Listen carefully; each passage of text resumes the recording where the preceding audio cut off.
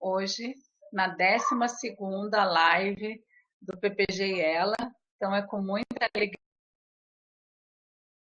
que a gente dá início ao nosso último encontro digital do ano, com a honra e o prazer de participar da 10ª Semana da Consciência Negra, em parceria com o NEALA, o Núcleo de Estudos Afro-Latino-Americanos, coordenado aqui pela professora Ângela, que vai ser também quem media a mesa Diálogos Afrodiaspóricos na América Latina. Então, eu não vou me alongar mais, só quero insistir na ideia de que esse é o nosso último encontro, um encontro que diz muito sobre o processo de autoavaliação que viemos fazendo como programa de pós-graduação interdisciplinar, voltado aos estudos latino-americanos da UNILA, né? Então, encerramos esse ciclo com a alegria de participar desta semana tão importante para a nossa universidade. Deixo a palavra agora com a Ângela, que é quem vai conduzir a mesa. Boa noite a todas e a todos. Um grande prazer estar aqui neste encontro. É um encontro que está reunindo, como a professora Diana já falou, o NEALA, que é o Núcleo de Estudos Afro-Latino-Americanos, a INALC, que é a Associação de Investigação de Investigadores Negros e Negras da América Latina, na 10ª Semana da Consciência Negra, uma ação realizada em conjunto com o IELA. Então, é para nós extremamente importante exatamente para pensarmos um debate como este, né, que é o título da mesa, Diálogos Afrodiaspóricos na América Latina. E, sem maiores delongas, eu gostaria de agradecer mais uma vez a presença de todos e todas e passar para a apresentação, uma breve apresentação dos nossos e da nossa convidada. Né? Então, vou começar pelo professor Roberto Carlos da Silva, tá? Que é professor no Cefet do Rio de Janeiro, Centro Federal da Educação Tecnológica, possui graduação em Letras, mestrado em Língua Portuguesa e doutorado em Estudos da Linguagem pela Universidade Federal Fluminense. É integrante da INALC. O professor José Antônio Caicedo, ele ainda não chegou, talvez tenha está com algum problema, ele está na Colômbia, né, professor colombiano, mas estamos aguardando a sua chegada, é da Universidade de Cauca, é sociólogo pela Universidade del Valle, Colômbia, magíster em estudos latino-americanos na Universidade Andina de Quito, também integrante da INALC. A nossa egressa, né, Elizabeth Lucia Castilho Rincon, que é graduada em Trabalho Social na Colômbia e realizou conosco o mestrado no IELA, e é integrante do NEALA, Núcleo de Estudos Afro-Latino-Americanos. E professor Valdemir, nosso colega no curso de Antropologia, que é doutor em Antropologia pelo Museu Nacional, né, docente da UNILA, e também, junto comigo, coordena o NEALA. Tá? Então, tendo esta breve apresentação, né, inclusive, à medida que quiserem complementar a apresentação, fiquem muito à vontade. Eu gostaria já de passar a palavra, então, à Lucia, que vai iniciar as apresentações de hoje. Lembrando que cada apresentação terá até 15 minutos. Muito obrigada, Lucia, você com a palavra. Muchas gracias, profesora. Pregunto nuevamente, ¿se me escucha bien? Sí. Dale, muchas gracias. Entonces, bueno. Lucia, só um minuto. Bem-vindo, professor José Caicedo. Estávamos aguardando. Muchas gracias. Fiz uma breve apresentação e estamos iniciando as falas, ok? Perfecto, muy bien. Lucía, por favor. Gracias. Bueno, entonces, buenas tardes a todos, a todas. Bueno, agradezco mucho la posibilidad de compartir este espacio y lo que voy a hacer a continuación es presentar, compartir una serie de reflexiones derivadas del trabajo investigativo y en campo que llevé a cabo en el marco de la maestría en estudios latinoamericanos por la UNILA durante el año 2018 y 2019. Y bueno, voy a iniciar. El trabajo culminado tuvo por nombre Ellas hicieron de Palenque una fiesta, notas y paisajes de un feminismo cimarrón. Esa fue una propuesta de investigación en la que planteé la posibilidad de acercarme, de tratar de comprender de alguna manera lo que yo he dado en llamar o lo que yo he recogido de la profesora Catherine Walsh como las insurgencias del saber hacer palenquero, entretejido por las mujeres negras de San Basilio de Palenque en Colombia. San Basilio de Palenque es un corregimiento perteneciente al Caribe colombiano en las inmediaciones de los Montes de María y se encuentra situado aproximadamente a 1 hora de la ciudad de Cartagena, la misma que tal vez fuera uno de los principales puertos negreros en América Latina durante el periodo de la colonia y la esclavización, en tanto constitutiva de la empresa colonial. San Basilio de Palenque fue y ha sido reconocido como el primer pueblo libre de esclavización en América, en nuestra América, vía Yala o América Latina, al haber sido fundado, de acuerdo al relato popular, en el año de 1603, luego de las fugas libertarias gestadas por las campañas cimarronas lideradas por Bencos Biojó y por su compañera Wigwa. Este es uno de los territorios que componen la geografía negra en Colombia.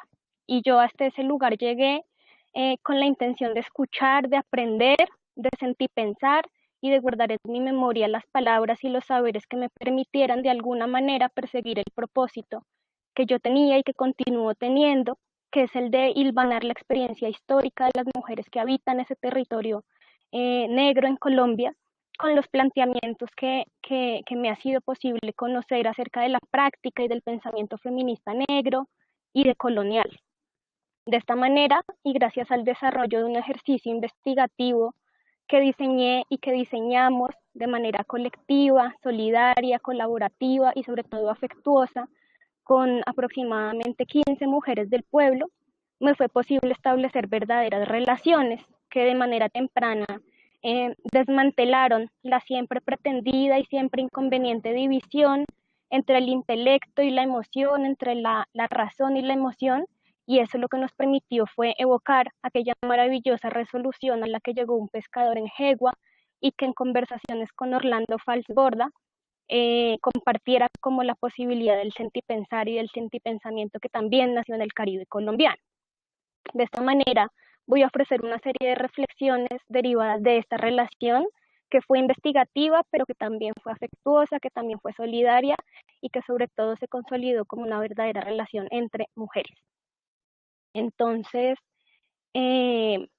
quisiera compartir que las mujeres de San Basilio de Palenque han vivificado no solo el derecho a la existencia y al vivir sabroso como filosofía de las comunidades negras del Caribe y del Pacífico colombiano, sino que sobre todo han exaltado la voluntad de vida y el legado de alegría y de libertad que han venido cultivando durante los últimos 400 años de historia cimarrona.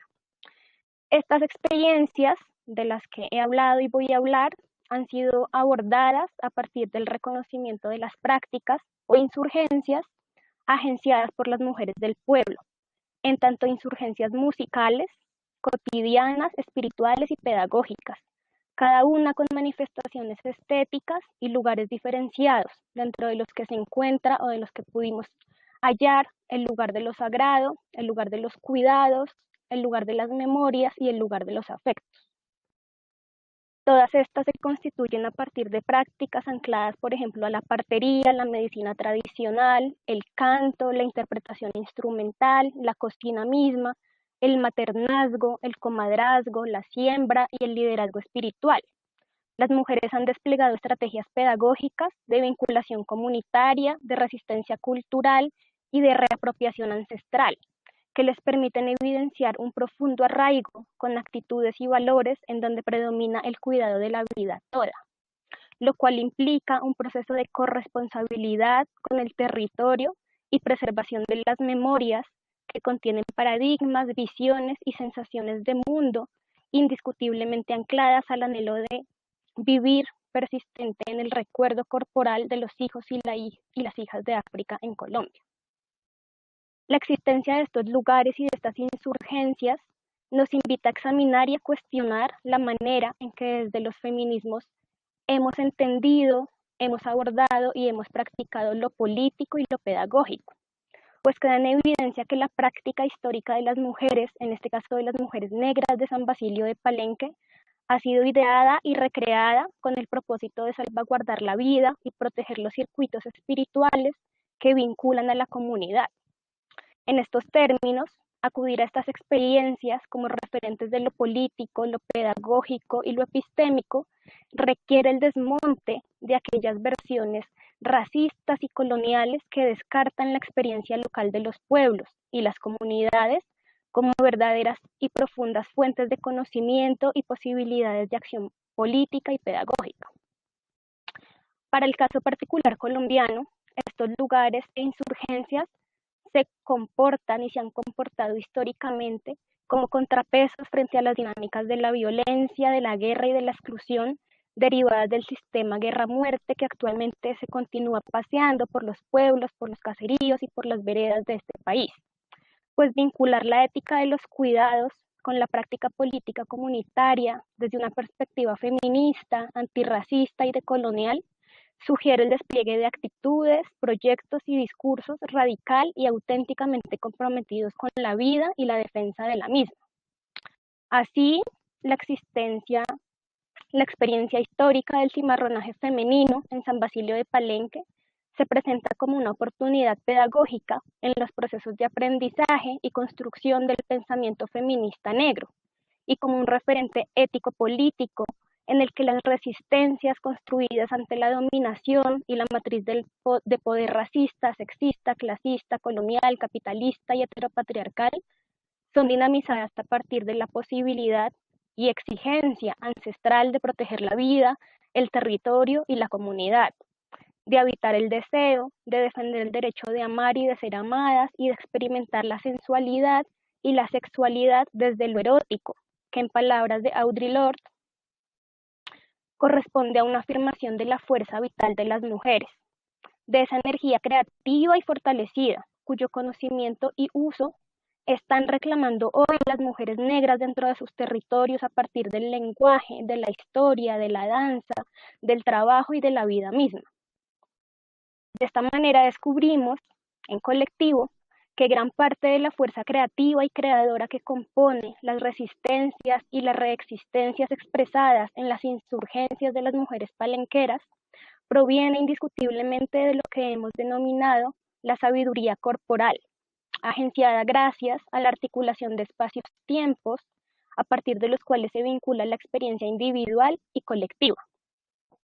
De esta manera podemos situar las corporalidades y las sonoridades en los ejercicios históricos de disputa y resistencia, lo que implica a su vez ubicar los cuerpos como lugares de la memoria y de la resistencia, pues, acudiendo nuevamente al contexto colombiano, han sido los cuerpos, y particularmente los cuerpos de las mujeres, los cuerpos en los que se ha inscrito la guerra contra los pueblos en tanto devenir colonial, pero también han sido estos los cuerpos en los que se ha hallado la redención. De este modo, la experiencia cimarrona de las mujeres palenqueras, quienes en esas memorias corporales de las que hablamos conservan el registro del horror sufrido por sus ancestras durante la esclavización, pero también conservan la excelsitud de las proezas libertarias, nos ofrece posibilidades éticas relacionadas con los procesos de cuidado y de sanación colectiva y la reconstrucción de vínculos comunitarios a partir del despliegue de saberes e insurgencias provenientes de los afectos, de los saberes, de la alegría y de la ternura radical que ha propendido por la permanencia en el tiempo de lo que, por ejemplo, Rita Segato ha denominado el proyecto histórico de los vínculos. Gracias a la gestión de las parteras, de las cocineras, de las rezanderas, de las cantadoras, de las tamboleras, de las bailadoras, de las sembradoras y de las cuidadoras, que han abanderado, resignificado y preservado aquellos escenarios de politicidad femenina por medio de los cuales se han disputado los arreglos provenientes de la dicotomía entre el espacio y la acción de lo público comunitario y lo íntimo privado, ejecutando todo tipo de prácticas y compartiendo conocimientos vinculados a la prolongación de la existencia y la vida en comunidad. En este sentido, cada una de las insurgencias ancladas al saber hacer palenquero, diseñadas y gestadas por las mujeres de la comunidad, se han presentado como posibilidades creativas y creadoras en los procesos de fisura y tensión ante la pretendida universalidad del feminismo blanco, moderno, burgués occidental, que en su discurso y en la construcción de sus marcos de pensamiento y de referencia, no solo ha desconocido las agencias y el potencial de los procesos de politización de la vida cotidiana desarrollada en escenarios como la huerta, como la plaza y la cocina, sino que también ha inscrito todo un archivo asociado a la opresión y la dominación, por medio del cual se reproduce la lectura de los vencidos y de las vencidas, sugiriendo así que quienes experimentaron el horror del destierro, el presidio y la esclavización perpetuaron y encarnaron la sumisión y la derrota, cuando en la práctica y en la experiencia comunitaria han sido ideados y construidos otros planos de existencia íntimamente relacionados con la voluntad de vida y el deseo vincular y vinculante de permanecer con el territorio y en comunidad. De esta manera, en territorios como San Basilio de Palenque, en donde la vida y la muerte son experimentados con igual grado de intensidad, es posible avisorar horizontes ontológicos de sentido, anclados a la construcción de un proyecto de afirmación y reexistencia desde lo comunal cotidiano, en donde la presencia y la alegría se presentan como verdaderos artilugios que preceden el despliegue de actitudes e insurgencias fácilmente perceptibles en escenarios vinculados al sostenimiento de la vida y la preservación de legados ancestrales como circuitos que definen la permanencia vecinal y territorial comunitaria. Todo lo anterior representa hoy, sobre todo, un desafío a transitar, desafío que pasa por lo político y muy especialmente por lo epistémico, y que se encuentra relacionado con lo que la dominicana Yuderquis Espinosa ha denominado hace muy poco como cimarronear el feminismo, presentando la posibilidad de acudir a las experiencias históricas del cimarronaje femenino, entendiendo el cimarronaje no solamente como aquel acto de escape, acto de fuga, liderado por las campañas cimarronas, sino sobre todo anclada a la posibilidad de construir aquellas alternativas que, como en San Basilio de Palenque, hasta el día de hoy continúan preservándose, no solamente gracias al registro y a las memorias, sino a la práctica viva y cotidiana de alternativas y de procesos constitutivos, organizativos, políticos, pedagógicos, estéticos y éticos que continúan definiendo la relación entre la comunidad y el territorio y presentándose como verdaderas alternativas para el sostenimiento de la vida en comunidad y dentro del territorio. Entonces, es eso, esas son algunas de las experiencias que quise compartir. Las fotografías que fueron pasando a lo largo de la presentación hacen parte del registro fotográfico de la investigación. Todas las mujeres estuvieron de acuerdo en participar de este tipo de escenarios una vez culminada la investigación. Todo lo que acabé de mencionar hace parte de la conversación y del diálogo que logré sostener con ellas durante poco más de 8 meses en San Basilio de Palenque. Y bueno, estas son algunas de las reflexiones que a mi parecer más le aportan a lo que yo le he apuntado, que es la construcción del pensamiento y la práctica feminista, afrodiaspórica, decolonial, y como lo ha propuesto Yuderquis Espinosa, cimarrona para el feminismo en América Latina y en este caso en Colombia. Muchas gracias.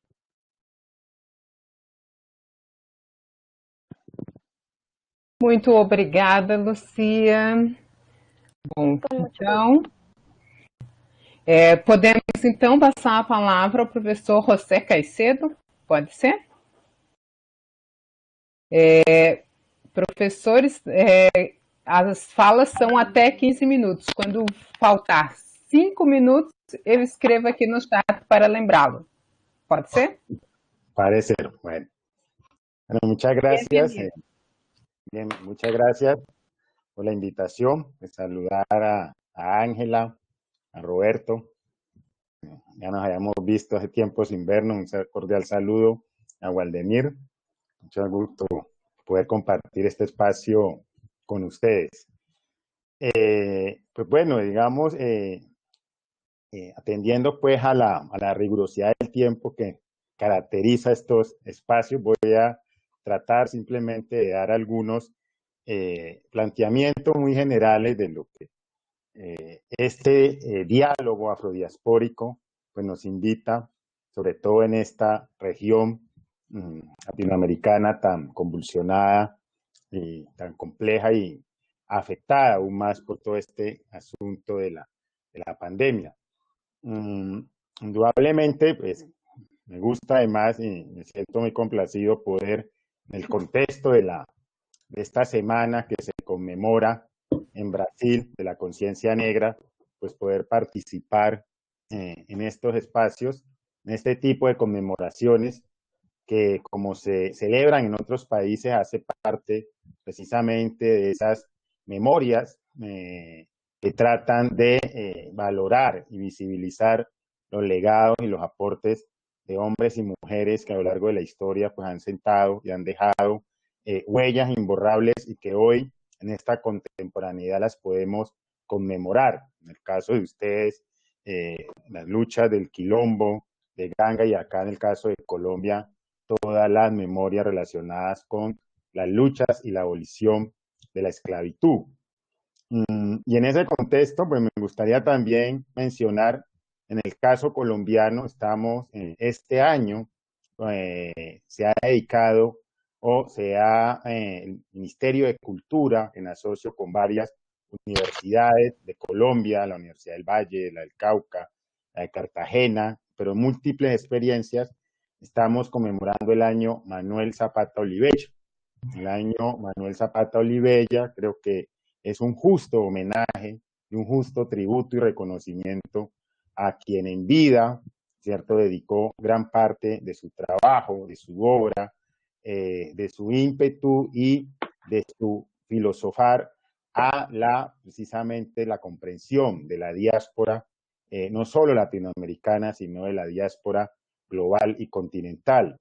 Y me parece que en este momento, y a pesar de las adversidades que ha generado esta coyuntura tan compleja para la humanidad, como ha sido la pandemia del COVID, la memoria o reivindicar la memoria de Manuel Zapata Olivella como uno de los intelectuales más importantes, pero más comprometidos de la diáspora afrocolombiana, me parece importante. Y en ese sentido, pues, digamos, creo que para Colombia, pero también para el contexto latinoamericano, este tipo de eventos y conmemoraciones trascienden el orden nacional y creo que es importante poderlos también comprender como un proceso de diálogos diaspóricos que fue el trabajo, que fue la idea y que fue los proyectos de Manuel Zapata Olivella. Me parece en ese sentido entonces, y retomando esta experiencia, hablar un poco de lo que hemos venido trabajando en Colombia desde el Centro de Memorias Étnicas. Nosotros estamos ubicados en el sur del departamento del Cauca, estamos ubicados en el departamento del Cauca, perdón, al sur de Colombia, pues una región que guarda muchas características. En primer lugar, pues estamos hablando de una de las regiones que fue más importante en todo el siglo XIX. ¿Sí? La Universidad del Cauca está ubicada en Popayán, que es considerada, o por lo menos así está en los registros históricos, una de las sociedades esclavistas más importantes, más complejas, y se quiere, más atroces de todo el periodo colonial en Colombia, pero también es una región donde indudablemente los procesos sociales, las luchas étnicas fundamentalmente, y las luchas afrocolombianas, pues guardan una enorme posibilidad de reivindicación, de articulación, de diálogos que han sido vitales para los que trabajamos en el ámbito investigativo, en el ámbito de la gestión social y fundamentalmente en el ámbito de la educación, que es lo que yo manejo, lo que me vengo trabajando, y la educación, pues un referente muy importante. para poder trabajar todo este asunto de la perspectiva de la diáspora afrocolombiana y de la diáspora global. Y me parece pues que esto hay que entenderlo también en el contexto internacional. En Colombia, como en muchos otros países de América Latina, si bien es cierto en muchas investigaciones el tema de la diáspora ha estado presente, me parece que indudablemente la conferencia de Durban, ¿cierto?, va a marcar un hito fundamental en una reconfiguración de los discursos y de las experiencias de la diáspora africana que se vienen hoy tomando un mayor ímpetu y que en el caso pues, colombiano han ido también transformando, como en muchos países, el lenguaje, el discurso y la narrativa que se instaló en América Latina y en Colombia como estudios afrocolombianos. Los estudios afrocolombianos pues, van a tener su origen, como en muchos otros países, en los años 50, pero realmente van a encontrar un proceso de institucionalización en los años 80 y va a surgir una serie de investigaciones de distintos órdenes y planos, ¿sí? La antropología, la lingüística. Ahora que Lucía hablaba, perdón, del caso de Palenque, pues me acordaba precisamente de los trabajos pioneros de Aquiles Escalante por allá en los años 60 y 70, ¿cierto? Me acordaba también de los trabajos de Patiño Rosselli sobre la lingüística palenquera, pero indudablemente también de los trabajos que las mismas comunidades palenqueras han venido desarrollando en la configuración de una intelectualidad de origen palenquero que ha reivindicado su lengua, su cultura, su tradición. Eso que fue muy importante como un proceso de institucionalización en la academia y que se le atribuye fundamentalmente a Nina S. Friedman como la pionera de los estudios afro, pues fue una etapa muy importante que indudablemente marcó a una generación de investigadores e investigadoras y que permitió en el ámbito de la academia generar y visibilizar todas esas memorias o legados y esos estudios que diferentes problemáticas contribuyeron fuertemente al proceso de movilización o por lo menos de interpretación de los procesos de movilización de los años 90 en Colombia que devinieron en la promulgación de la Ley 70 de 1993, una ley que pues por demás representa el hito normativo y jurídico más importante que las poblaciones afrocolombianas lograron conquistar como un proceso organizativo inédito en el país.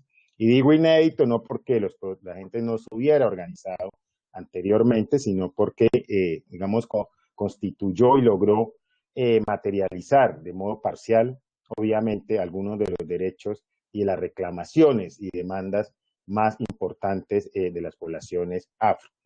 Me parece que en este siglo XXI, precisamente, eso ha empezado a dar un giro, el monopolio, y yo a lo que me quiero referir, al monopolio de la investigación por parte de una academia institucionalizada, de una, digamos, academia que hizo de las comunidades negras un aporte, pero también un proceso de objetivación o de objetualización muy, muy complejo, y que este proceso de la diáspora pues tiene unas características que a mí me parecen importantes señalar.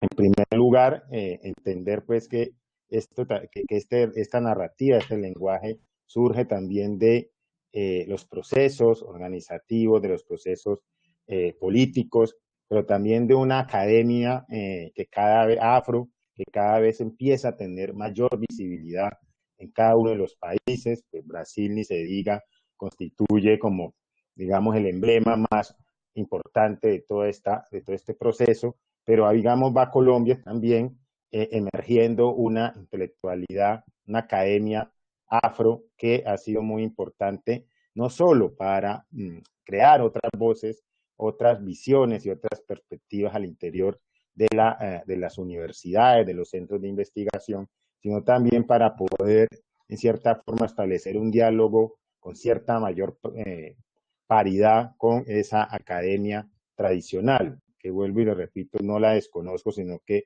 me parece que también esta perspectiva de la diáspora se instala, y eso es otra característica que me parece importante, como una visión más desde adentro o una visión que junta la academia con la política, con los procesos organizativos y que indudablemente pues empieza, parece ser, a colonizar o por lo menos a difundirse en el continente.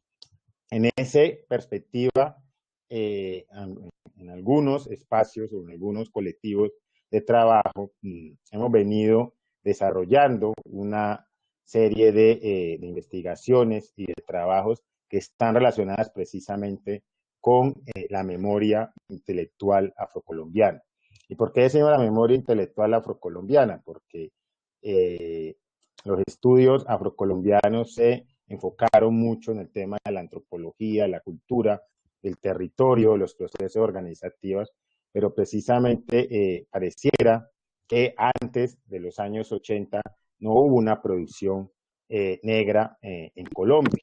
Cuando uno revisa los archivos, cuando uno se va a las prensas, a los trabajos bibliográficos, pues se va a dar cuenta que en el caso colombiano, por ejemplo, desde el primeras décadas del siglo XX vamos a encontrar toda una tradición de pensadores y pensadoras que comenzaron a poner en el tapete, en la arena pública del debate nacional, el problema de la raza, el problema del racismo, la discriminación, y podemos obviamente referenciar a la primera generación de escritores y escritoras de los años 40, dentro de los cuales Manuel Zapata Olivella va a tener pues una voz prominente, pero también de otros pensadores de zonas apartadas de ese centro andino que ha sido predominante en Colombia, como el mismo Jorge Artel en Cartagena y otros, Arnoldo Palacios del Chocó.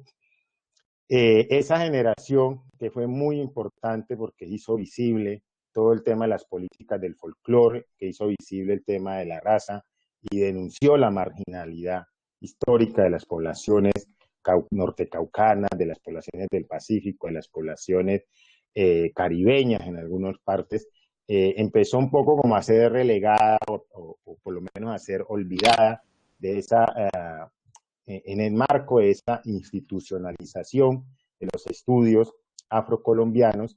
Y hoy, digamos, empieza a surgir en Colombia y empieza también a surgir en otros contextos nacionales de América Latina una fuerte preocupación por entender esos legados que han quedado, a mi manera de ver, silenciados y olvidados.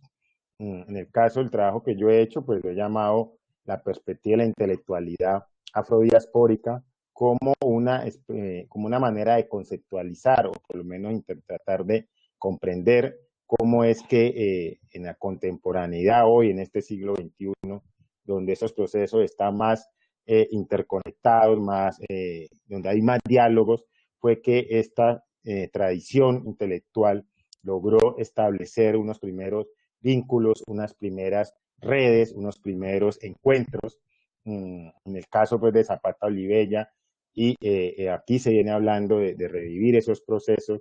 Nos encontramos con el año 1978 en Cali, con el primer Congreso de la Cultura América, la cultura negra de las Américas, en el cual hoy se empiezan a editar libros, obras, trabajos, ¿sí? Que lo convierten o por lo menos lo señalan como uno de los primeros hitos de un pensamiento panafricano que va a congregar, en el caso de América Latina, investigadores, militantes, líderes de distintos países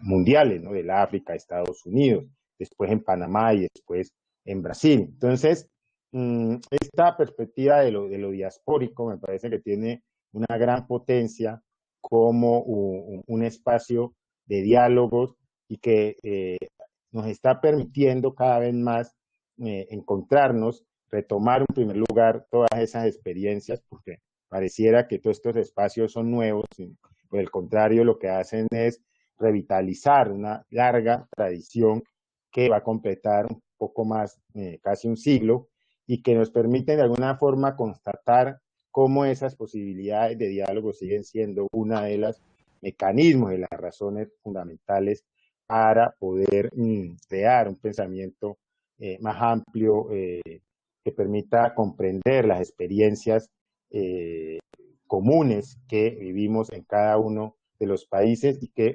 fundamentalmente nos permita un diálogo con países, con experiencias que regularmente no hemos tenido mucho vínculo y contacto. Y en ese sentido, pues, desde la experiencia que hemos venido trabajando en la tradición intelectual, pues cada vez más vemos la necesaria, la imperiosa necesidad de hacer visible parte de esos legados como parte de nuestra memoria, porque ahí hay un saber, porque ahí hay un pensamiento, porque ahí hay una tradición y fundamentalmente porque hay una visión del mundo que nos permite y que es fundamental para podernos comprender desde esta visión del presente, desde esta contemporaneidad que a veces nos obnubila en un presentismo y niegan nuestras huellas y nuestras raíces, y que me parece que precisamente esta perspectiva de la diáspora como un diálogo abierto, plural, cada vez más global, se hace necesario. Ese es un poco el trabajo que hemos hecho desde la Universidad del Cauca, desde el Centro de Memorias Étnicas. Hacemos también un proceso de divulgación de todo este pensamiento, de todo este trabajo, y obviamente ubicados en una región profundamente activa, dinámica, pero muy conflictiva por su historia misma. Creemos necesario cada vez más establecer este tipo de vínculos y de diálogos y hacer visible muchas de esas voces que, digamos, en muchas escuelas, en muchos programas, todavía siguen estando ausentes de los currículos, de los planes de estudio. Digamos, esa es como nuestra perspectiva de hacer una especie de justicia curricular, como lo diría Julio Torres, o de justicia cognitiva, si se quiere, para tomar el concepto de Sousa, pero que realmente está ahí como un legado fundamental, no para quedarse en él, sino para repensar un poco lo que se ha dicho, cómo se ha dicho, y sobre todo para entendernos en este presente. Creo entonces que precisamente ese año Manuel Zapata Olivella es parte de esa memoria política, de esa memoria intelectual, y que cada vez más creo que van a surgir este tipo de acontecimientos, de eventos que nos van a mostrar, además de la figura de Manuel, esa playa de escritores y escritoras que fueron muy importantes en el desarrollo de ese campo de estudios, pero fundamentalmente en la configuración de una memoria política e intelectual que cada vez empieza a tener más eco, por lo menos en Colombia.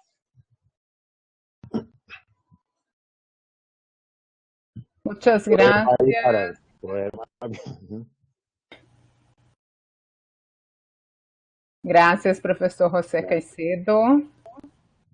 Então, passamos a palavra ao professor Roberto Borges, do Cefet do Rio de Janeiro. Muito bem-vindo. Olá, pessoal. Boa noite a todas, boa noite a todos, boa noite a todos. E, em primeiro lugar, eu cumprimento a todos vocês presentes, mas, em especial, eu quero cumprimentar os colegas que compõem essa mesa, o professor José Antônio Caicedo, o professor Valdemir Rosa, a professora Lucia Castilho, a professora Ângela e a professora Diana, boa noite. E quero dizer que é um prazer estar aqui hoje, compondo essa mesa com cada uma e cada um de vocês. Eu quero também agradecer pelo convite, em nome da presidenta da nossa associação, a Anne Okoro Luango, e também em nome de toda a diretoria da associação. O meu objetivo hoje aqui é apresentar um pouco para vocês a INALC, né, que é uma associação nova que está em construção. E para falar da INALC, como a professora Ângela já falou, a INALC é a Associação de Investigadores Afro-Latino-Caribenhos, investigadores negros afro-latino-caribenhos, ou Associação de Investigadores Negros e Negras da América Latina e do Caribe, né? Para falar da INALC, eu preciso falar em primeiro lugar da ABPN, que é a Associação Brasileira de Pesquisadores Negros, que é uma associação do Brasil, E conforme consta no site da BPN, a associação nasceu no ano de 2000. Né? E a BPN ela tem como fim congregar pesquisadores e pesquisadoras que trabalham com temas de interesse direto das populações negras no Brasil, e esses temas, via de regra, eles são totalmente perpassados pelo combate ao racismo e pelo combate ao sexismo. A BPN é uma associação civil sem fins lucrativos. Ela é filantrópica, ela é assistencial, ela é cultural, ela é científica, ela é independente, e ela tem como fim o ensino, a pesquisa, a extensão acadêmico-científica sobre os temas em geral que interessam as populações negras. E, atualmente, no Brasil, a BPN é um dos órgãos fundamentais da rede de instituições que atuam no combate ao racismo, no combate ao preconceito e no combate à discriminação racial.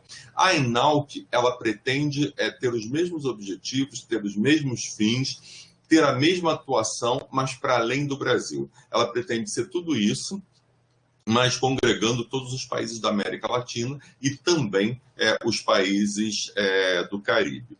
A primeira vez que se falou da ENALC foi em 2014, na Argentina, quando teve o Congresso de Estudos Pós-Coloniais por lá, em Buenos Aires, e nós nos reunimos, alguns pesquisadores negros de diferentes países da América Latina, nós nos encontramos lá, nos reunimos e falamos, tivemos a ideia ali de começar a conversar, de começar a discutir a respeito da validade, da necessidade, do impacto de uma associação de pesquisa que fosse para além das nossas fronteiras nacionais e que possibilitasse um encontro, um intercâmbio, troca de pesquisas entre todas e todos nós.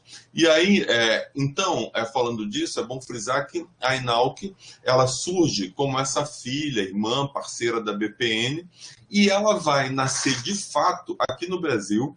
Em 2015, nós tivemos aquela conversa em 2014, nós do Brasil que estávamos lá, convidamos os pesquisadores negros e negras de outros países para virem ao COPENE, que aconteceria no ano seguinte, em 2015, e aí, no dia 22 de outubro, em Curitiba, 22 de outubro de 2015, em Curitiba, nós nos reunimos ali, discutimos, pensamos, fizemos propostas, e acabamos, no final, apresentando uma proposta dessa criação, dessa associação, que funcionasse como um espaço permanente de diálogo, um espaço permanente de articulação e um espaço permanente de cooperação acadêmica entre os diversos setores e os diferentes atores também acadêmicos, e que isso atuasse nos países da América Latina, nos centros de pesquisa desses países, nas linhas de pesquisas que eles tivessem, nas universidades, fosse onde fosse nos espaços acadêmicos. E o nosso foco ali central era que esse espaço ele deveria estar voltado para a promoção de direitos humanos da população negra em toda a América Latina e em todo o Caribe. E que teria como destaque a produção de ferramentas de combate ao racismo, visando também esse diálogo sul-sul e ao combate ao pensamento colonial, ao pensamento colonizador, ao pensamento colonizante. Nós resolvemos isso ali, saímos com tarefas, cada um foi tomar ciência do que era necessário fazer, e combinamos que em 2017 nós tentaríamos fundar, de fato, a associação, e aí assim foi. Em 2017, em Dourados, no Mato Grosso do Sul, na Assembleia do COPENE, que aconteceu naquele ano, a ENALC finalmente foi instituída e formou a sua primeira direção, que é a direção que funciona até hoje, que é a atual direção da qual eu faço parte, e essa direção ela tem como objetivo principal instituir formal, legal e estruturalmente a associação, e é exatamente o que nós temos feito. A partir de um diálogo totalmente horizontal entre pesquisadores negros e intelectuais das mais diferentes áreas na América Latina e no Caribe, e também com contribuição de diversos intelectuais, mesmo que ainda não fazem parte da associação, e de debates com povos africanos e povos diaspóricos, a ENALC, que a associação, ela busca em primeiro lugar, tornar visível uma tradição intelectual e emancipatória negra, né? Que levando-se em consideração que essa população tem sido subalternizada, tem sido trivializada, tem sido negada, e em muitos casos não é reconhecida no campo acadêmico. Então, nós queremos trazer esses intelectuais e essas intelectuais para junto de nós, para nós nos fortalecermos, estarmos juntos e buscar o reconhecimento que nos é devido. E a associação também, ela tem como proposta, né, ela tem como interesse contribuir para a disseminação do pensamento libertário, do pensamento progressista, do pensamento humanizado, para, a partir desse mesmo diálogo sul-sul, abrir novas possibilidades, abrir novos horizontes emancipatórios para a produção negra, afrodescendente, em toda a América Latina e também no Caribe. A INALC reconhece como associação que a maioria dos países latino-americanos empreendeu políticas por reconhecimento e por visibilidade dos povos afrodescendentes, cada um em seu país, cada um de uma forma, mas reconhece também que, embora esses avanços sejam muito importantes, eles ainda não deram conta, eles não eliminaram as condições de desigualdade e os efeitos do racismo estrutural e do racismo estruturante que afeta as populações negras por todo o mundo. Então, desvelar, combater, a partir de toda essa nossa atividade acadêmica, a partir do conhecimento que nós produzimos, o racismo, o eurocentrismo, o colonialismo e o patriarcado são caminhos que nós consideramos inevitáveis para construir justiça social para todo o nosso povo. E aí, nesse sentido, as pesquisadoras e os pesquisadores negros têm assumido a responsabilidade histórica de contribuir para a construção e para a disseminação do conhecimento sobre a realidade social e cultural das populações negras ou populações afrodescendentes na América Latina e em todo o Caribe. E aí, dessa forma, a INALC apontou para si alguns objetivos, né? E esses objetivos são reunir pesquisadores negros da América Latina e do Caribe, como eu já falei, promover a mobilidade acadêmica e a cooperação técnico-científica entre núcleos, centros de pesquisas e pesquisadores e pesquisadoras associados e associadas. Ela pretende se tornar um espaço permanente para a produção e disseminação do conhecimento sobre a realidade das populações negras na América Latina e no Caribe. Ela pretende contribuir com os estados e a sociedade civil na construção de políticas públicas e de promoção da igualdade racial, promover a participação e o diálogo com as comunidades tradicionais e afrodescendentes, bem como fortalecer os seus conhecimentos e suas produções, fortalecer a presença de pesquisadores negros de diferentes universidades, incentivar a cooperação com instituições congêneres nas Américas, no continente africano e no continente asiático, apontando para a troca de conhecimentos e experiência do sul do mundo e também combater as desigualdades de gênero em busca de uma sociedade mais justa e mais equânime. Por fim, nessa apresentação, nessa síntese, né, da apresentação e nessa síntese do que é a associação, nós queremos convidar todos vocês, a todas, a todos, para integrar essa associação e contribuir para a INALC se tornar um grande espaço para todos nós de nossa expressão e de nossa comunicação internacional.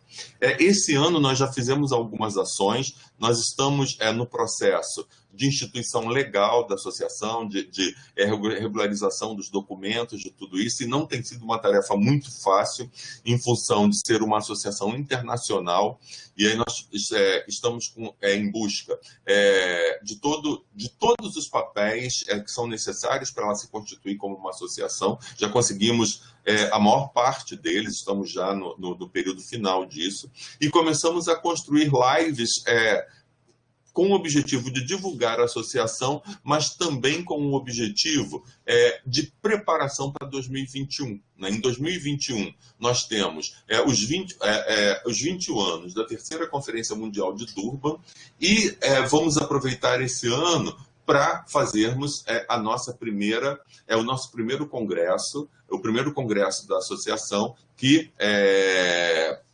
possivelmente vai ser no Equador.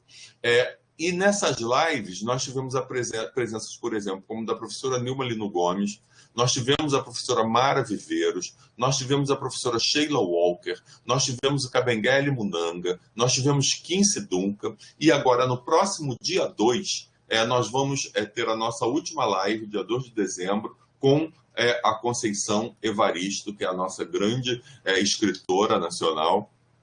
E aí nós queremos pedir a vocês que acessem as nossas redes sociais, que curtam as nossas redes sociais, que compartilhem as nossas redes sociais, as nossas ações estão todas lá. Pelo Facebook, busquem Ainalque Afro, pelo Instagram, Ainalque_Afro. Lá vocês vão poder ver tudo que nós estamos fazendo e a divulgação do nosso trabalho. Então, como é possível ver, a Ainalque é mais uma possibilidade do adensamento desses diálogos afrodiaspóricos na América Latina, como essa mesa se propõe a discutir, que é o tema, né? E, mais uma vez, eu quero dizer para todas, para todos e para todos que estão todos convidados, que são muito bem-vindos na construção dessa rede promissória de pesquisa antirracista. Muito obrigado. Muito obrigada, professor Roberto. Bom, então passamos a palavra ao professor Valdemir. Boa noite a todos e todas, né? Então, prazer estar aqui, podendo ter esse diálogo, né? Ouvir os colegas e também poder, eu acho que o importante desse momento é a gente poder estabelecer um diálogo, né? Então, vou fazer uma fala relativamente rápida, né? Acho que não chego nem a 15 minutos, viu, Angela?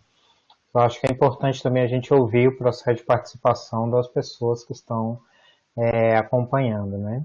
Então, eu gostaria de agradecer a presença não só das pessoas que estão à mesa, obviamente, né, podendo ouvi-los, né, e ouvi-las. A gente sempre enriquece bastante a nossa perspectiva, né, mas também agradecer a todas as pessoas que estão acompanhando, né, o evento. Né? E eu acho que é isso. Acho que o esforço da gente estabelecer esses espaços de diálogo, eles sempre são esforços que precisam ser ampliados, né? E nesse momento em que a gente vive, nesse momento da pandemia, esse momento em que a gente precisa estar afastado, né, para conseguir sobreviver, então acho que é importante a gente saber estabelecer essas estratégias de aproximação, né? E o meio virtual tem as suas desvantagens, mas também tem as suas vantagens, né? Então acho que isso é fundamental também. Então, agradecer a coordenação do IELA, né, pelo convite, né, e a organização também da professora Ângela, da 10ª Semana da Consciência Negra, da UNILA. Acho que é importante a gente estabelecer esse processo de diálogo também, né. Bom, quando a gente se propõe a pensar ou debater diálogos afrodiaspóricos no contexto da América Latina, é sempre um desafio muito grande, né. E é um desafio muito grande porque pensar diáspora, né, diáspora africana, no contexto da América Latina e do Caribe é uma tarefa extremamente complexa. E é extremamente complexa porque nós temos, né, na verdade, diversas diásporas que ocorrem dentro dessa grande área, né. Então, quando a gente está pensando nesse subcontinente, né, na América Latina ou mesmo o Caribe, a gente está falando de muitas experiências, né, de muitas realidades, né, de muitas particularidades. Então, estabelecer o diálogo, né, entre essas diversas particularidades é sempre um desafio, né. Quando a gente ouve o professor Roberto dizer do desafio, né, de construir a Ainalque, né, a associação, a gente sabe justamente a quantidade de esforço que precisa ser empenhado justamente nessa discussão, né? Quando a gente ouve o professor José falando, né, na fala dele, lembrando Zapata, né, que está sendo homenageado em um evento aqui na Universidade Estadual do Paraná, que é a nossa vizinha aqui da UNILA, então ele é homenageado desse evento também, né? A gente percebe que, por outro lado, a forma como nós brasileiros, né, estamos muitas vezes de costas para o resto da América Latina, né? Então, um intelectual que tem a importância dele, né, e ser pouco conhecido, praticamente desconhecido de grande parcela dos brasileiros, indicam uma forma também que nós, Brasil, né, acho que um pouco inflamados pelo nosso senso do imperialismo regional, né, desse subimperialismo regional que o Brasil acaba desempenhando, a gente acaba tendo um pouco esse comportamento de virar as costas, né, para o conhecimento que se propõe, né, o que se produz, né, com o conhecimento afro, né, a produção afro, da intelectualidade afro-diaspórica, que ocorre em países como Uruguai, como Colômbia, né, como Equador e assim por diante, né. Então a gente no Brasil a gente tem toda uma dificuldade muito grande de estabelecer esse diálogo propositivo, né, esses elos, né, de troca. Bom, então pensar diálogos afrodiaspóricos na América Latina é sempre um desafio muito grande, né? E ela é um desafio muito grande não só por conta desses diversos problemas e questões e desafios que eu estou colocando aqui, mas também porque pensar diáspora africana, né? No contexto da América Latina, a gente está falando também do grande desafio que tem de compreender e estabelecer, né, uma relação com as diversas identidades afros que vão sendo estabelecidas, né?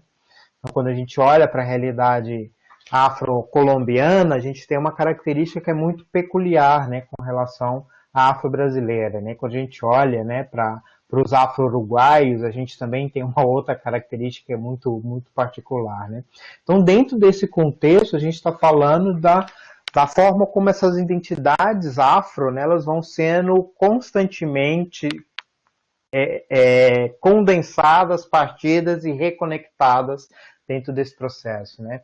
Então, a diáspora na América Latina, ela está profundamente, né, marcada por todos esses movimentos, né, que vai fazer com que música, literatura, intelectualidade, religiosidade, né, então todos esses elementos, né, o alimento, né, a forma como essas populações tradicionais se relacionam com a prática da alimentação, né? Então todas essas características elas vão sempre se deslocando, né, e se congregando de formas muito muito particulares, né? É como se esse grande moinho que seria essa América Latina, ela se propusesse cotidianamente, né, a triturar todas essas identidades, né, negras, né, no contexto da América Latina e recriar novos arranjos, né. Então a gente tem um desafio muito grande em pensar diáspora na América Latina, diáspora afro-latino-americana, né, justamente por conta de todas essas dificuldades que tem, né? Para além de toda a problemática que a gente tem, né, que foi muito bem pontuado, né, dos efeitos do colonialismo e do escravismo, né, a gente tem também todas essas outras demandas, né? Então, dentro dessa perspectiva, eu sempre costumo dizer que dentro da América Latina e Caribe a gente tem uma pluralidade, a gente tem várias diásporas, né? Atualmente a gente vive um processo de diáspora muito marcada para o Brasil, né, ou esteve alguns anos atrás, né, a diáspora haitiana para o Brasil, que vem também marcando de uma forma muito significativa, né, e progressivamente a gente sempre tem esses constantes processos, né, não só da diáspora africana, né, para o continente americano, né, para as suas diversas partes, mas também as próprias diásporas internas, né. Quando a gente pensa a forma como essa realidade afro-caribenha ou afro-latino-americana, né, ela influencia, por exemplo, a construção do campo, né, da música afro-estadunidense, né, a gente também está falando um pouco desses movimentos da diáspora, né. Quando a gente fala da forma como, né, essa perspectiva da intelectualidade, né, da decolonialidade, né, quando surge a partir dos ensinamentos de Franz Fanon e Aimé Césaire, né, da forma como esses autores influenciam não só a Europa e Estados Unidos, mas a própria Índia, né, e de todos esses processos, né. Então a gente também está falando de vários movimentos dessa diáspora, né. Então a gente tem um conjunto muito grande dessas diásporas, né. E quando a gente se propõe a pensar essas questões dos diálogos afrodiaspóricos no contexto da América Latina, a gente precisa estar plenamente cientes do desafio, né, gigantesco que é esse diálogo, justamente por conta de todas essas particularidades, né. E aí, quando eu penso, né, quando no início da minha fala, eu levanto, né, um pouco essa problemática, fazendo uma leitura crítica, né, ou um esforço, né, de pensar criticamente a posição do Brasil dentro desse contexto, né, o Brasil que não deixa de, academicamente, também tá se pensando, né, vinculado a essa posição do imperialismo subcontinental, né, do país imperialista subcontinental, né. Então, acho que é um movimento bastante complexo mesmo a gente estabelecer esses processos, né. Obviamente, né, quando eu trago essas diversas complexidades, né, a gente também não tem a pretensão de dizer que esse diálogo não é possível, né? Mas eu só gosto de dizer que esse diálogo ele só é possível se ancorado na própria tradição afro, né? A tradição afro que todos nós pertencemos na América Latina, a gente tem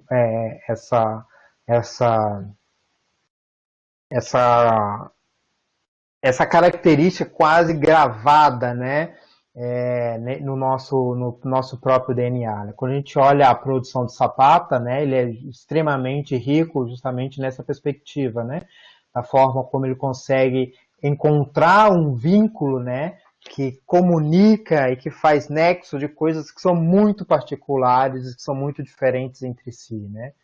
Então, quando a gente pensa as existências afrodiaspóricas, né, a partir da minha parca experiência, né, conhecimento da obra de Zapata, a gente consegue perceber justamente que a gente tem mais coisas que nos aproximam do que coisas que nos diferenciam, né. Então, dentro dessa perspectiva, que eu acho fundamental ao se pensar os diálogos afrodiaspóricos, né, que a gente tenha, né, que essa aproximação ela esteja profundamente ancorada nessa tradição, né. É a tradição afro-religiosa, né, que permeia, né, todo o Caribe, que permeia grande parte do litoral da América do Sul, né, que pega grande parte do território brasileiro, que hoje se faz presente na Argentina, há bastante tempo se faz presente no Uruguai, né? Então a gente tem todos esse conjunto muito grande de conhecimentos, né, que são produzidos, né? Então esse diálogo, né, um pouco dentro dessa perspectiva que eu penso, né, que esse diálogo esse diálogo afrodiaspórico, né, no contexto da América Latina e do Caribe, ele está profundamente vinculado à forma como nós vivenciamos as nossas experiências afro, né? Se por um lado a gente pode dizer que, né, que em contexto diaspórico, né, na América Latina, a gente tem sempre o elemento afro ocupando uma posição inferiorizada ou não central dentro desses processos de articulação das identidades, mesmo em países como o Brasil, que tem 54%, 55% da população afro, né? A gente tem, por um lado, se a gente tem essa experiência, né, de ter uma vivência marginalizada dentro desse processo, a gente tem essa experiência afro como sendo o grande reservatório de reelaboração dessas experiências dos Estados nacionais, né? Então, quando a gente pensa a crítica necessária a se fazer, né, da colonialidade do poder no contexto da América Latina, a gente tem necessariamente que considerar essa experiência afro como um caminho para se estabelecer essa crítica, né? E por outro lado também, né, quando a gente pensa no diálogo, né, acadêmico, né, o interepistêmico entre as nossas diversas universidades, né, a partir da criação da associação, né, no caso interno do Brasil, a própria existência da BPN, né, a gente também tem que pensar, a gente também tem que compreender justamente a forma como esse diálogo ele precisa se estabelecer dentro dessas experiências, né. Eu sempre costumo dizer, e aí já caminhando um pouco finalizando a minha fala, eu sempre costumo dizer que a nossa experiência afro, né, a nossa experiência afro na academia, a nossa experiência afro, seja em qualquer campo que a gente tenha, né, ela é justamente esse grande potencial que a gente tem de reconstruir essas relações, né? Então a gente não construiu uma BPN para ser uma cópia negra da Academia Branca, né? A gente constrói a BPN justamente para ser um outro espaço de produção e de valorização de conhecimentos, e assim como a ANAUC, né? Então, quando a gente pensa essa possibilidade de um diálogo acadêmico, né, de uma aproximação política, que esse nosso diálogo acadêmico também é um compromisso ético que nós temos, né, com esse processo de transformação da sociedade, eu acredito que a forma como essas nossas diversas identidades, elas precisam e devem compor, né, um painel multivariado, né, que possa possibilitar que a gente tenha uma possibilidade de que a gente tenha, né, a efetividade, a construção de um diálogo efetivo que escape, né, das dificuldades, né, do subimperialismo continental, né, da posição do Brasil dentro da América Latina, né, e justamente da forma como essas diversas experiências acadêmicas, né, que a gente tem na América Latina, né, dessa afro-experiência acadêmica que a gente tem na América Latina, possa enriquecer muito o nosso caminho daqui para frente, né?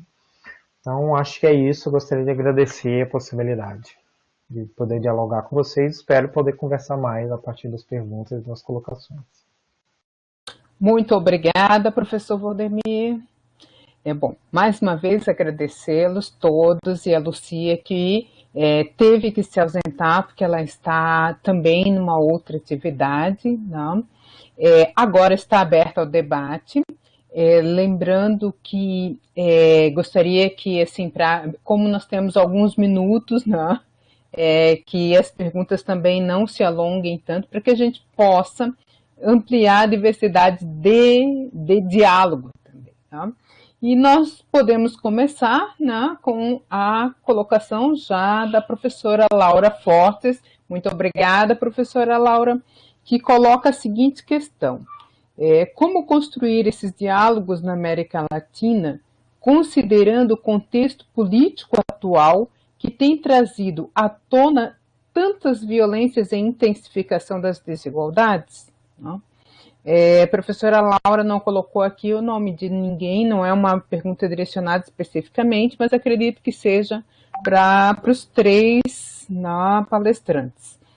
E eu também teria uma outra questão, né, pensando, a gente poderia fazer um bloco de até 3 questões, né, pensando o IELA, né, um mestrado interdisciplinar em estudos latino-americanos, né, pensando a partir, por exemplo, de questões como coloca o professor José Caicedo sobre a memória intelectual afro-colombiana, né, como o professor Roberto Carlos nos coloca com relação à formação da ANAUC, né? E a importância que ela tem um peso intelectual extremamente importante para pensar e fomentar esse debate, né?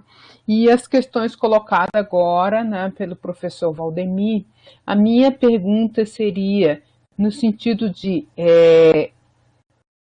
como podemos intensificar as relações internacionais, né, entre os nossos vários países, né, latino-americanos e caribenhos, a partir dessa perspectiva diaspórica, né? Como podemos intensificar esse diálogo, né? Porque nós podemos falar de vários países e todos os debates que eles trazem, né? Mas historicamente, por maior invisibilidade que tenha no contexto atual, né, e muito de negação de representatividade também em vários países, tá? Historicamente, todos os nossos países de toda a América, né, e Caribe foram atingidos de forma drástica pelo processo colonial escravocrata. Tá? Então, as questões referentes a esses quase 400 anos de história estão presentes em todos os nossos países, né? e de que forma, né, nós poderíamos intensificar esse diálogo com uma perspectiva uma perspectiva interdisciplinar, né? Como é que nós poderíamos pensar essa relação a partir também, né, pensar a diáspora, mas pensar com uma proposta interdisciplinar. Né? Não sei se tem mais alguém que gostaria de fazer alguma questão, senão nós podemos já passar a palavra aos palestrantes, enquanto, se alguém quiser, é só se manifestar. E enquanto vão novas perguntas, enquanto não vem novas perguntas, então podemos passar a palavra, podemos começar com o professor José Caicedo. Pode ser? Bueno, pues creo que son las preguntas que tipo de escenario de esta naturaleza pues, nos obligan a hacernos, ¿no?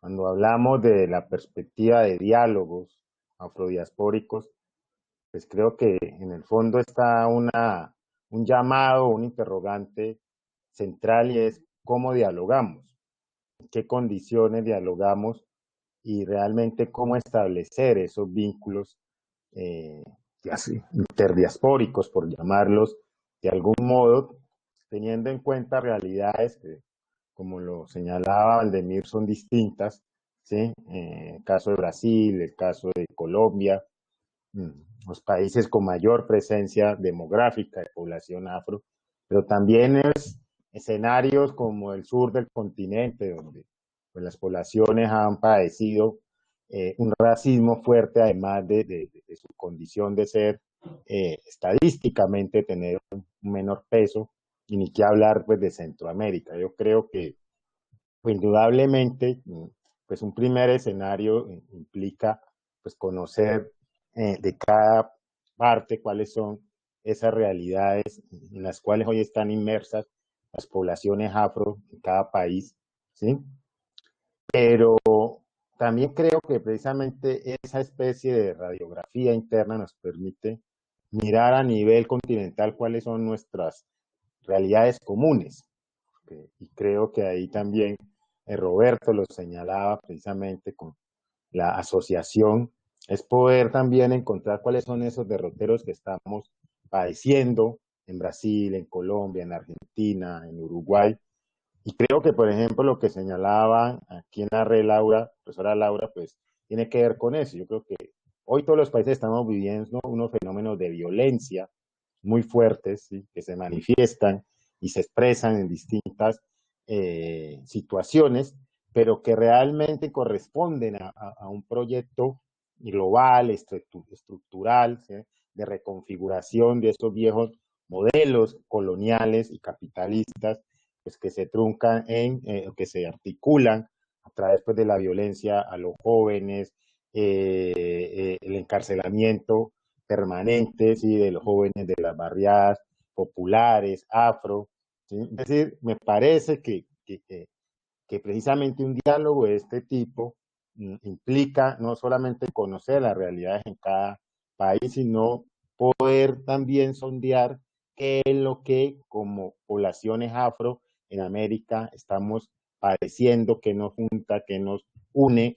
Y cuando uno mira esto, es una cosa terrible, ¿no? Yo me empiezo a pensar y a veces pareciera que son los dramas y los dolores los que nos siguen uniendo, ¿sí? Los que nos siguen siendo como ese vínculo, ¿sí? De esa afectación, de esa larga historia de esclavización reconfigurada hoy en escenarios, ¿cierto? Políticos contemporáneos, pero que pareciera, y a pesar del ímpetu y a pesar de los avances y los logros que son inocultables, pues esas viejas estructuras siguen muy vigentes, sobre todo en países, uno encuentra, por ejemplo, con Colombia y Brasil, muchas similitudes en regímenes políticos, ¿sí? Gobiernos conservadores, de derecha, ¿sí? Que están vulnerando los pocos avances que se habían logrado en materia de derechos, no solo para las poblaciones afro, sino para las poblaciones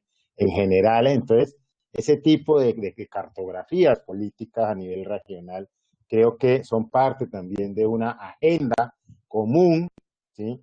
Y ahí me parece muy importante la asociación de poderla establecer como un puente, como un canal de articulación y de comunicación para pensar precisamente en agendas continentales, ¿sí? De unir esas peticiones, esos reclamos, porque a veces obviamente en los contextos nacionales pues es muy importante, pero se pierde esa fuerza. Y entender que esto no es un capricho de investigadores negros, negras, en cada uno de los países, sino que es una necesidad, que es una urgencia, ¿cierto? Que es un derecho legítimo que tenemos para quienes hemos pasado y tenido la oportunidad de ir a las universidades, a los centros de investigación, formarnos, ¿sí? Poder también tener ese compromiso de crear esa fuerza que nos permita empezar realmente a tener una voz colectiva fuerte, una voz colectiva que realmente se vea como tal, como un proceso articulado en elementos comunes que nos permitan establecer un diálogo de esas diversidades que son complejas y que comparto plenamente lo que decía Waldemir, es decir, que estos procesos no sean una copia pues, de una academia blanca tradicional, ¿sí? Donde precisamente esas mismas estructuras, esas relaciones, esas exclusiones que nosotros hemos padecido,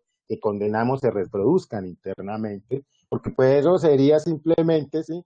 Crear una estructura de poder, de conocimiento negro, imitando el conocimiento que pues sabemos y precisamente surgen estos espacios, es como una voz crítica, como un distanciamiento en algunos casos frente a eso que sabemos una forma de colonialismo académico e intelectual. Creo que esos son, por lo menos, a mi modo de ver, algunos aspectos que un proyecto de esta naturaleza, de tamaña envergadura, nos llevan, ¿cierto?, a precisamente cada vez más mantener esos diálogos más firmes y más fuertes porque es necesario, es una urgencia.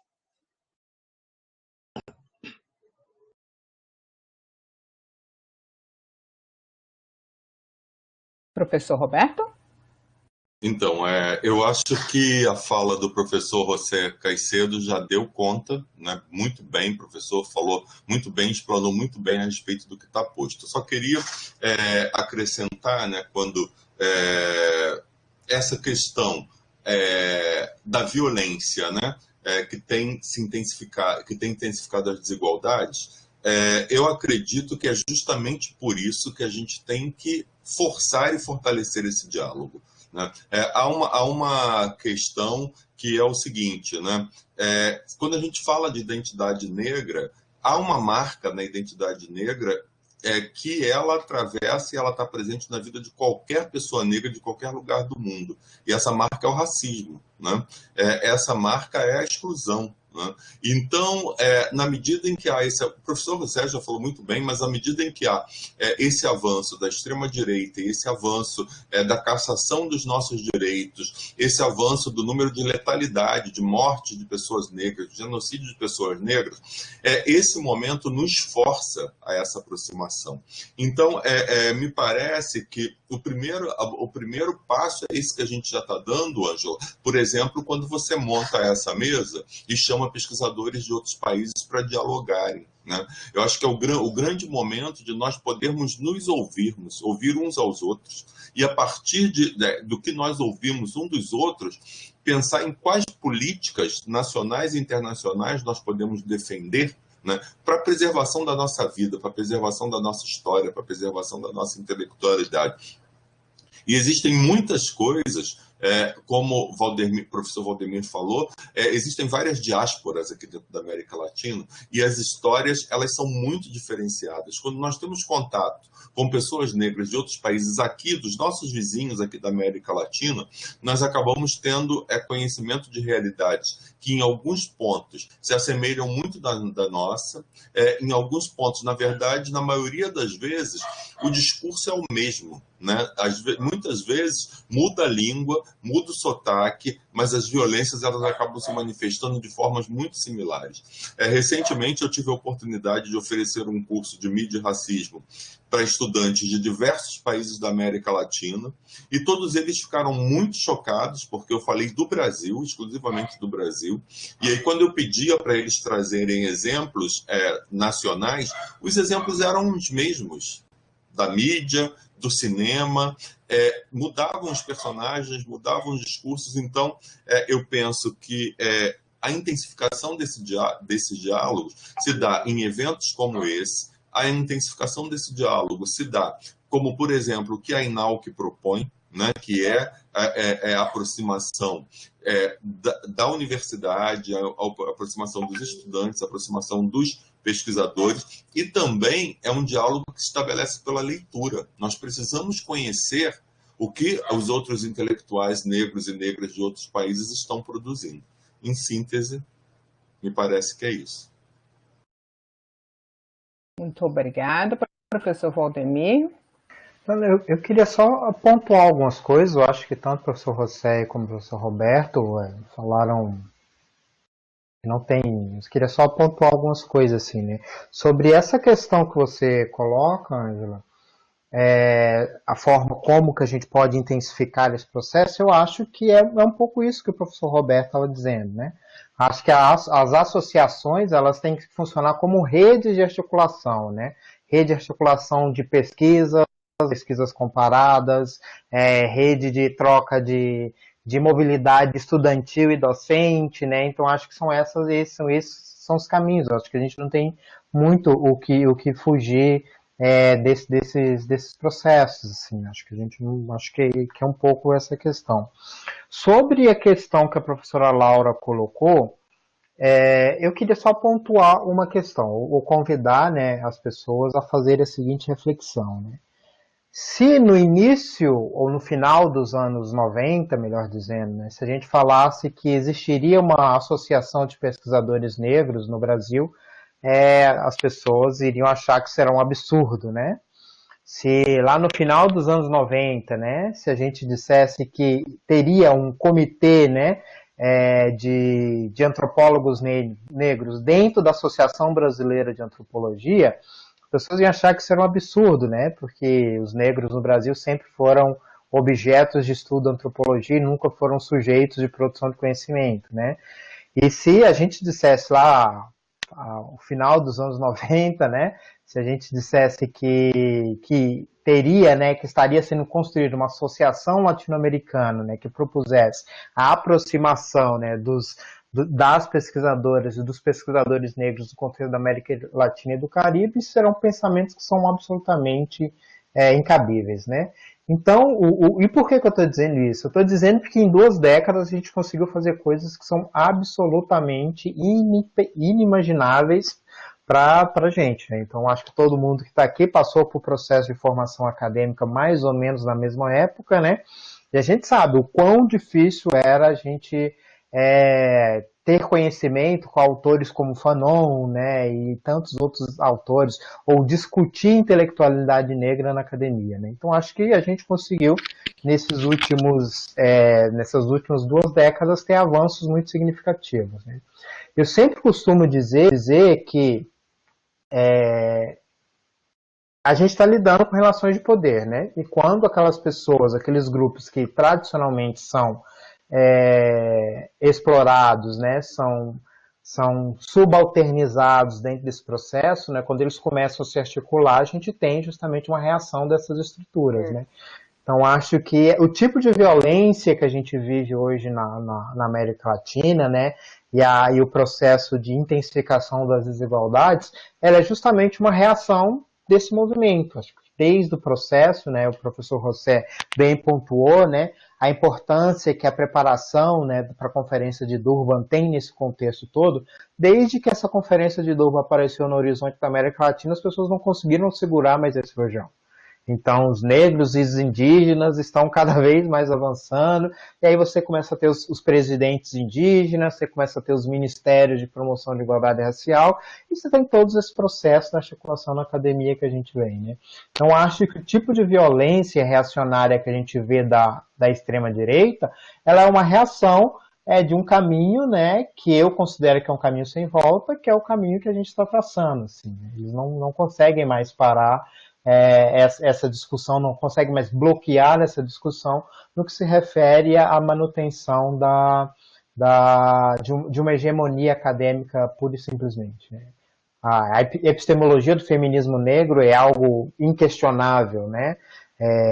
A teoria da decolonialidade é algo inquestionável, né? Não só na América Latina, mas mesmo no coração do império, né? Então, na verdade, a gente já não tem muito, essas pessoas já não têm mais para onde correr, né? Então, elas têm assumido, né, cada vez mais uma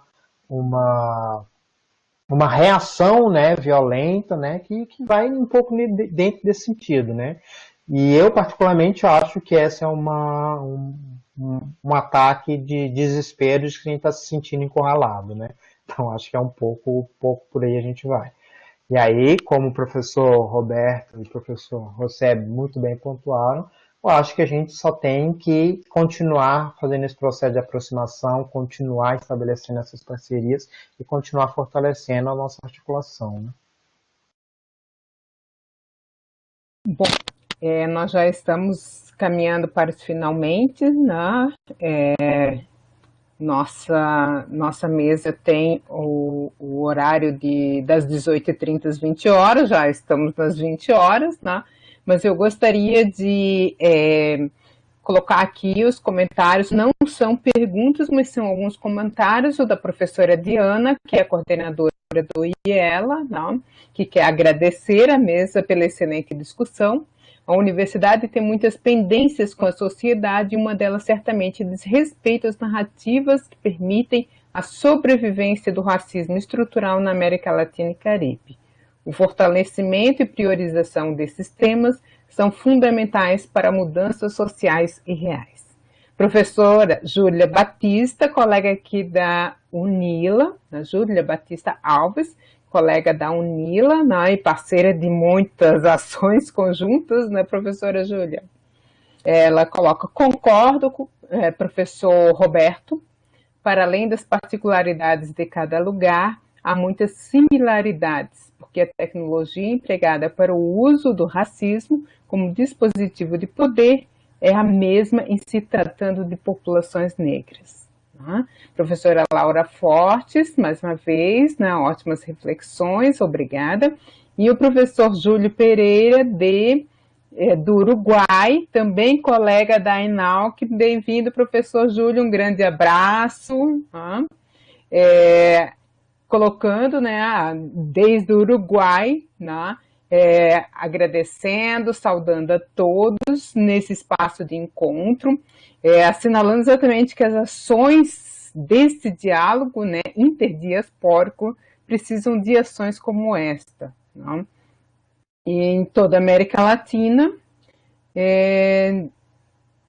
e que nossos países tenham a possibilidade de escutar as vozes de investigadores e investigadoras negros e negras e a possibilidade de vincular-nos, né?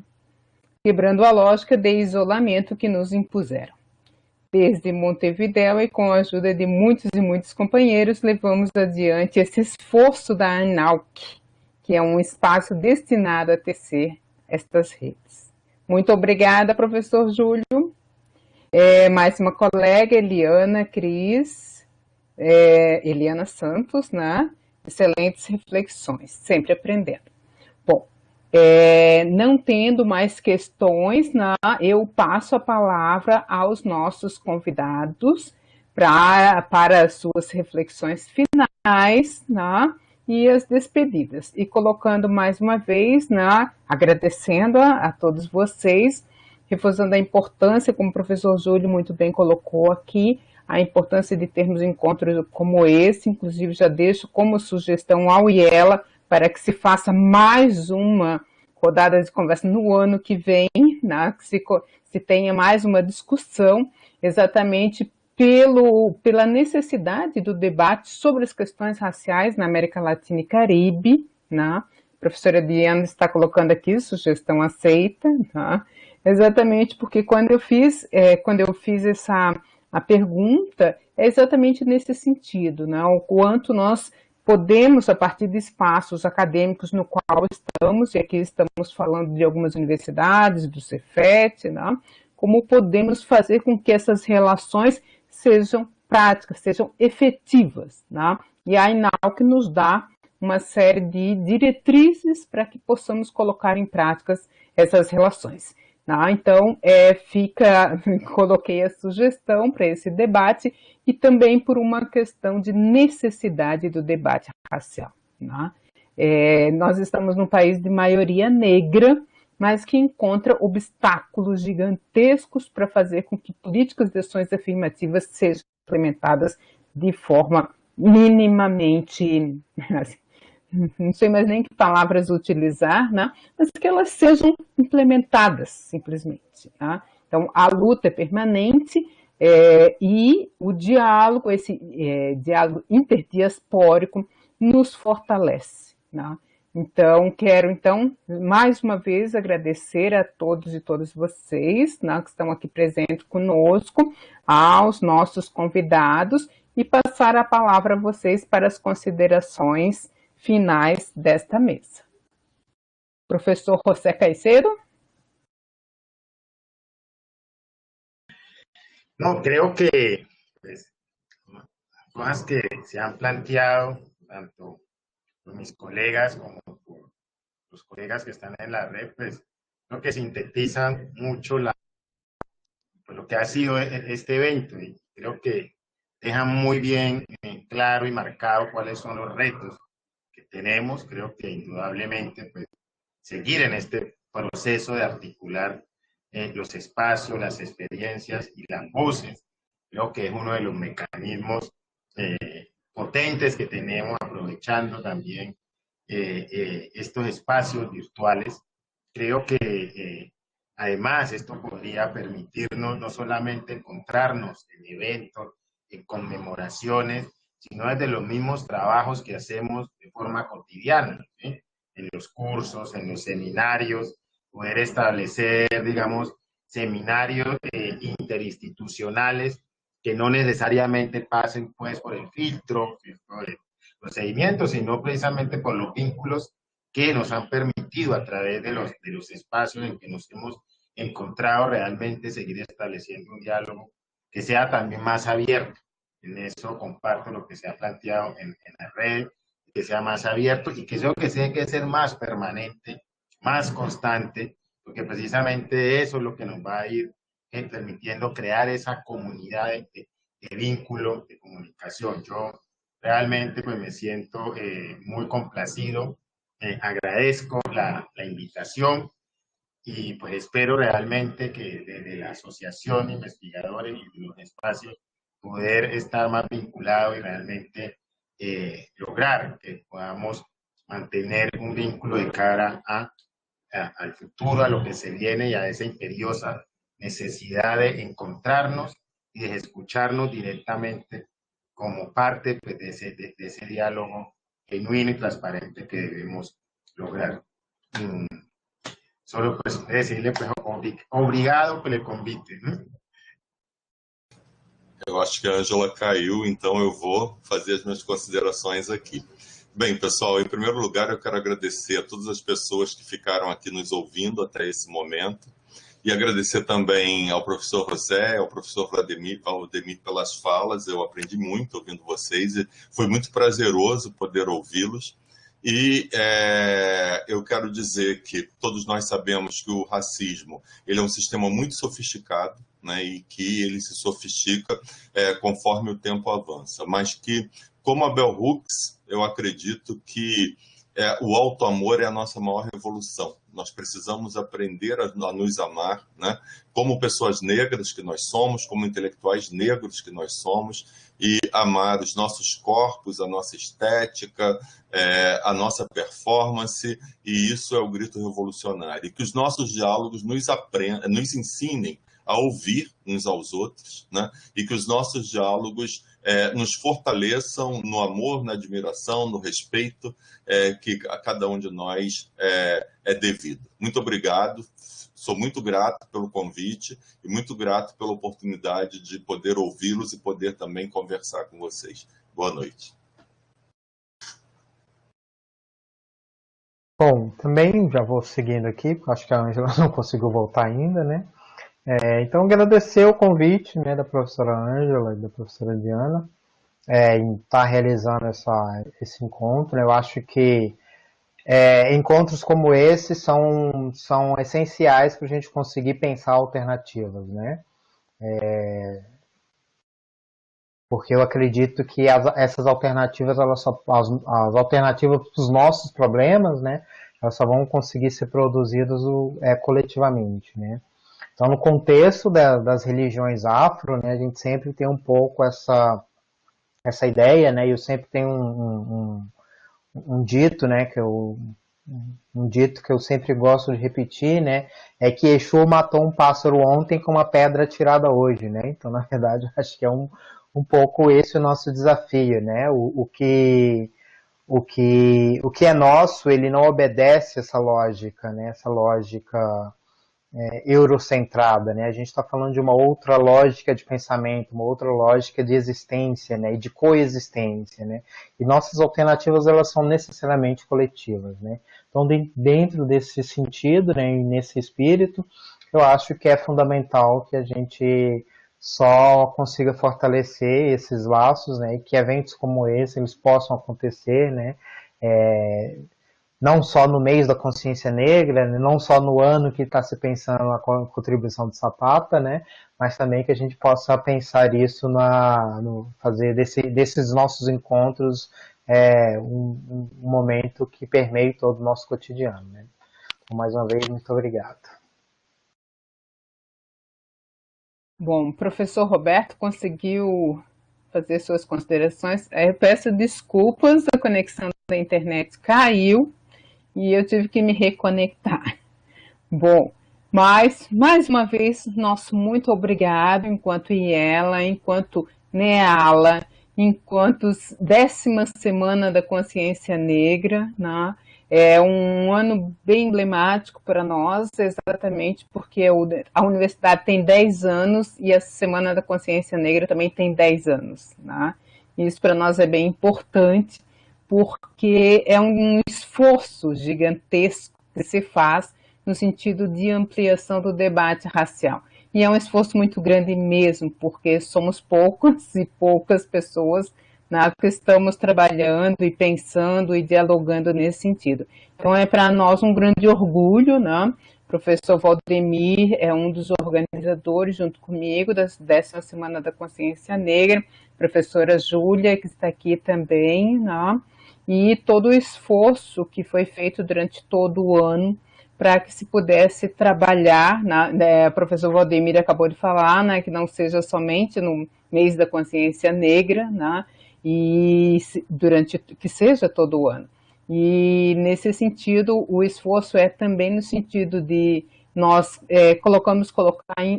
conseguimos colocar em prática um curso de educação das relações étnico-raciais totalmente à distância, que foi um desafio gigantesco também, né, mas que deu excelentes frutos, né?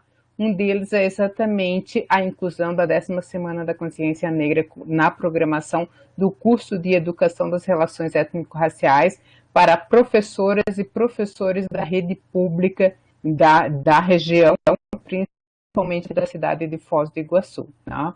Que é um outro espaço também de atuação cotidiana.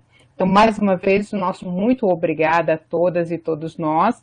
Em nome da professora Diana, agradeço pelo IELA por essa oportunidade de estarmos aqui ampliando essa discussão a partir do nosso mestrado. Tá?